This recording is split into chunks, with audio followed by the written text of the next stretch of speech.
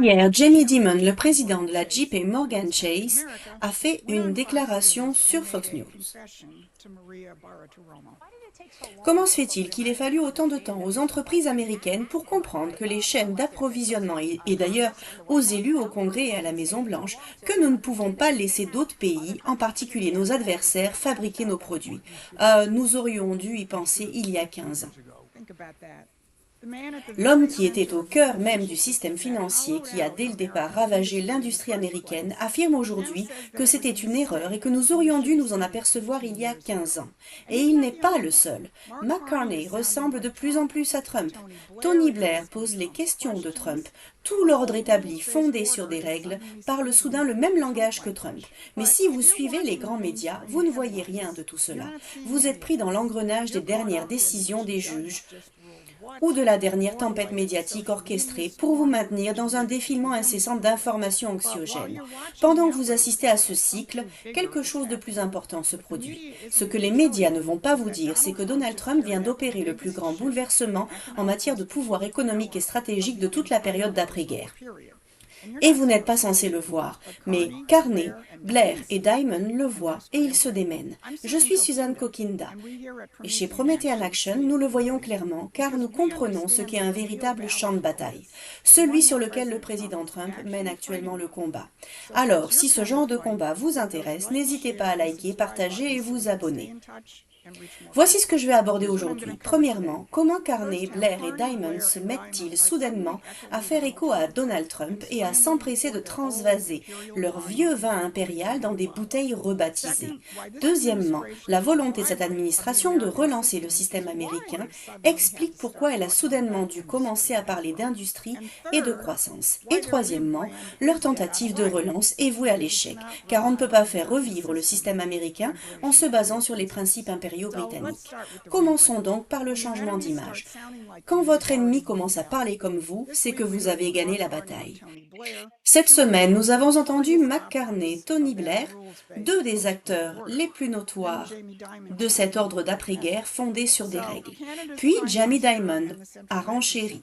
Ainsi, le Premier ministre canadien et banquier central des banquiers centraux, Mark Carney, était au New York Economic Club le 28 mai, où il a répété son argument désormais familier selon lequel l'ordre fondé sur des règles est rompu par les politiques de Donald Trump et que s'y accrocher nostalgiquement n'est pas une option.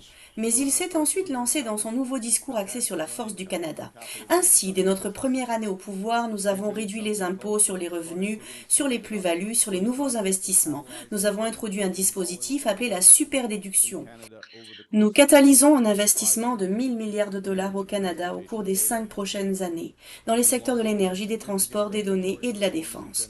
Nous avons lancé nos réformes réglementaires les plus importantes depuis des générations afin d'accélérer la réalisation de projets d'infrastructures de construction. Nous réalisons pleinement notre potentiel de superpuissance énergétique, car un pays incapable de se nourrir, de s'approvisionner en carburant ou de se défendre n'est pas véritablement souverain. Car l'autonomie stratégique s'étend aujourd'hui à la mise en place de partenariats, au développement de capacités dans les domaines de l'IA, des paiements financiers, de l'espace et des minéraux critiques. Voilà donc Mark Carney qui parle de souveraineté économique, d'énergie, d'investissements commerciaux et de minéraux stratégiques. On dirait presque une discussion lors d'une réunion du cabinet Trump. Mais Carney ne rejoint pas le mouvement MAGA car le reste de son discours met en lumière toutes les politiques sous-jacentes du mondialisme. Libre-échange, énergie verte, guerre perpétuelle avec la Russie. Eh bien, voici ce qui arrive quand on persiste dans ces politiques mondialistes, quelle que soit la manière dont on les présente. Reuters vient de rapporter cette information. Le Canada connaît une récession technique surprise. Et il rapporte que l'économie canadienne a enregistré une contraction inattendue au premier trimestre par rapport à l'année précédente. Ce n'est pas vraiment la force du Canada. Mais penchons-nous sur un autre modèle de l'ordre d'après-guerre, celui qui se trouve de l'autre côté de l'Atlantique. Tony Blair a récemment publié une analyse posthume de la défaite électorale retentissante de Keir Starmer lors des élections locales britanniques d'il y a quelques semaines. Et Blair a pris part au débat au sein du Parti travailliste. avec ce très long article intitulé « Le Parti travailliste joue avec le feu pour son avenir et celui du pays ». Blair affirme que le Parti travailliste va devoir réévaluer sa position de gauche. Il a déclaré « Le gouvernement gouverne selon une position travailliste traditionnelle bien ancrée dans sa zone de confort. Qu'il y ait ou non un changement de direction importe peu si cela ne commence pas par un débat politique. Priorisons-nous réellement la croissance économique, essentielle non seulement à la prospérité mais aussi à la justice sociale, si nous mettons en œuvre une multitude de politiques susceptibles de la freiner? Notre économie a-t-elle besoin dès maintenant d'énergie propre ou d'énergie bon marché? Comment justifier l'augmentation des dépenses sociales alors qu'elles explosent, que les impôts sont élevés et ne cessent d'augmenter et qu'on nous dit que nous devons accroître les dépenses de défense pour nous préparer à une éventuelle guerre? Tony Blair remet en question l'énergie propre, l'État-providence et les dépenses militaires. L'homme qui nous a donné le New Labour et la guerre en Irak, alors que Blair et Carney tentent de redorer leur image, Jamie Dimon fait des aveux. Il est en Californie au Forum économique Reagan 2026, avec Scott Bessent, dont nous entendrons l'intervention dans un instant. Mais dans l'extrait que nous avons montré au début dans l'émission, Jamie Dimon a reconnu que l'externalisation est un désastre. Il a également rejoint le nouveau président de la Réserve fédérale, Kevin Walsh, sur la nécessité de réduire le bilan de la Fed, qui a été une source de richesse quasi gratuite pour Wall Street, notamment depuis la crise de 2008. Il a déclaré « Vous devriez lire le livre de Freedom Forge qui explique comment les Américains se sont pleinement engagés après Pearl Harbor.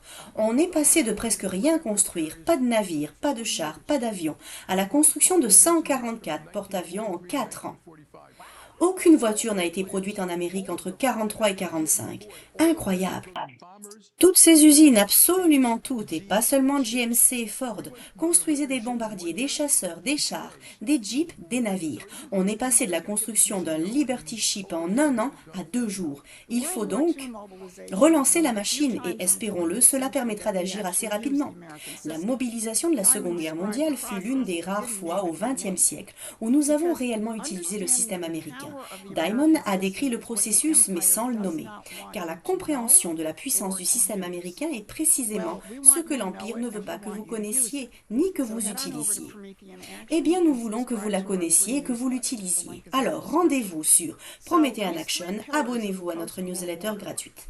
Le lien se trouve en description. Ainsi, ces 3 piliers de l'ordre d'après-guerre, un banquier central devenu Premier ministre, un ancien Premier ministre et le banquier le plus puissant de Wall Street, tentent tous de suivre les traces de Donald Trump. Ils reconnaissent qu'un événement majeur se produit et se démène pour rester pertinent. Eh bien, voici de quoi il s'agit. Hier, le président Trump a publié ceci sur Truth Social. Imaginez un peu.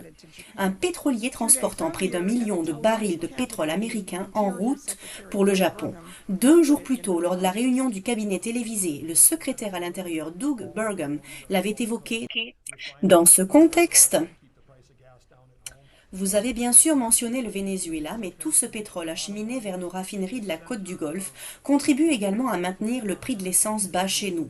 C'est donc encore une fois une transformation remarquable. En résumé, le centre de gravité de la géopolitique énergétique s'est déplacé d'autres régions du monde vers l'hémisphère occidental.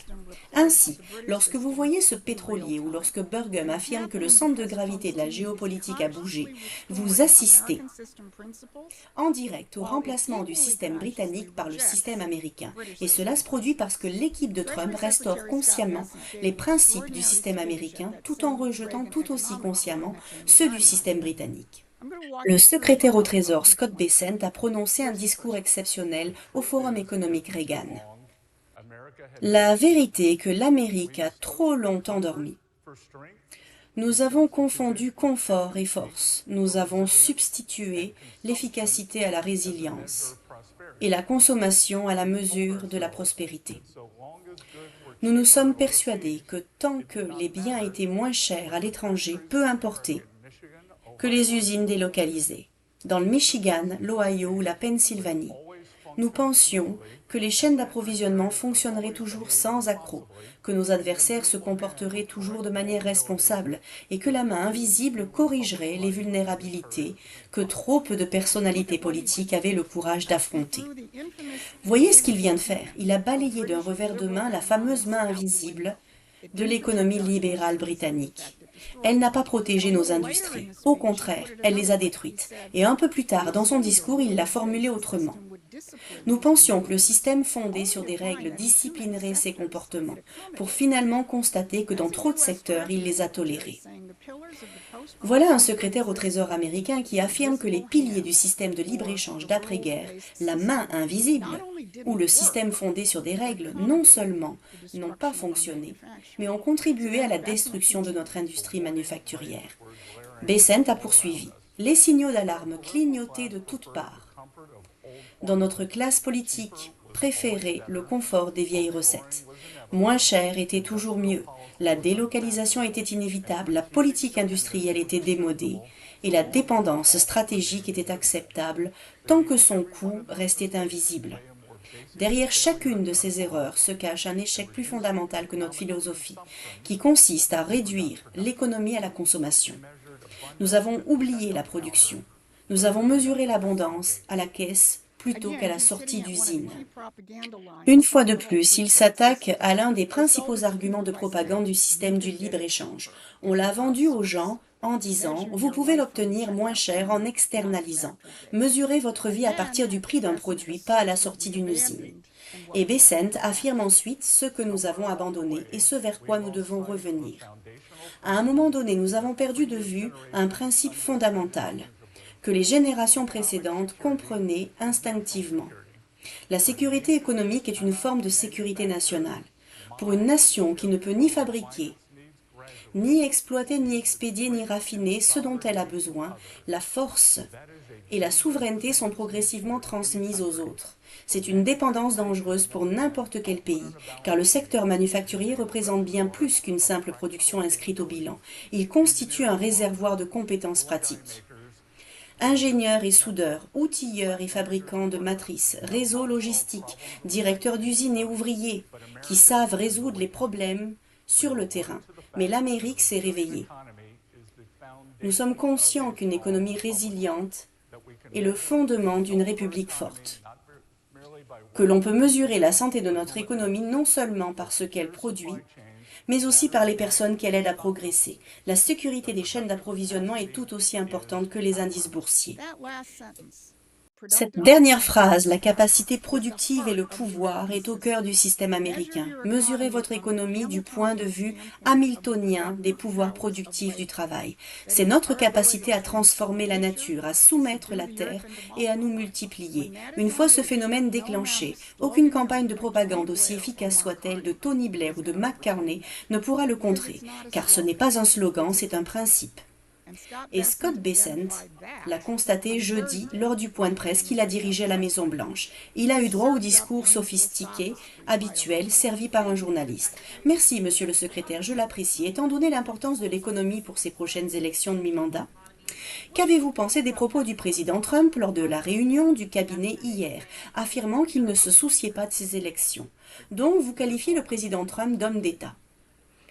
Vous dites qu'il adopte une position d'homme d'État, qu'il a une conviction fondamentale et qu'il croit que le plus important est que l'Iran ne possède jamais l'arme nucléaire. Donc, je crois que les deux choses peuvent être vraies. » Bessent a vu juste. Voilà la clé. Le président se comporte comme un homme d'État. Il agit en fonction des besoins de la nation et du monde, et non par intérêt politique à court terme, aussi important que cela puisse être. Voilà quelque chose que le porte-parole du pouvoir en place ne peut pas contrer. Ils peuvent emprunter quelques mots, slogans, mais on ne peut pas feindre les principes, car les leurs sont à l'opposé de ceux du système américain. Cette semaine, 3 des figures les plus influentes de l'ordre d'après-guerre, McCartney, Tony Blair et Jamie Dimon, se sont donc exprimés publiquement et ont tenu des propos similaires à ceux de Donald Trump. Le Canada est fort, la main-d'œuvre est en croissance, la puissance industrielle américaine. Ils ne copient pas Trump parce qu'ils ont changé d'avis. Ils le copient parce que Bessent, Burgum viennent de montrer au monde entier que le système américain est de retour. Ainsi, pendant qu'ils transvasent leur vieux vin impérial dans de nouvelles bouteilles brillantes, Promethean Action contribue à construire le système qui remplacera le leur. Et si vous souhaitez participer à ce combat, rejoignez-nous en tant que membre de soutien ou contributeur. C'était votre résumé du samedi. Merci d'avoir regardé.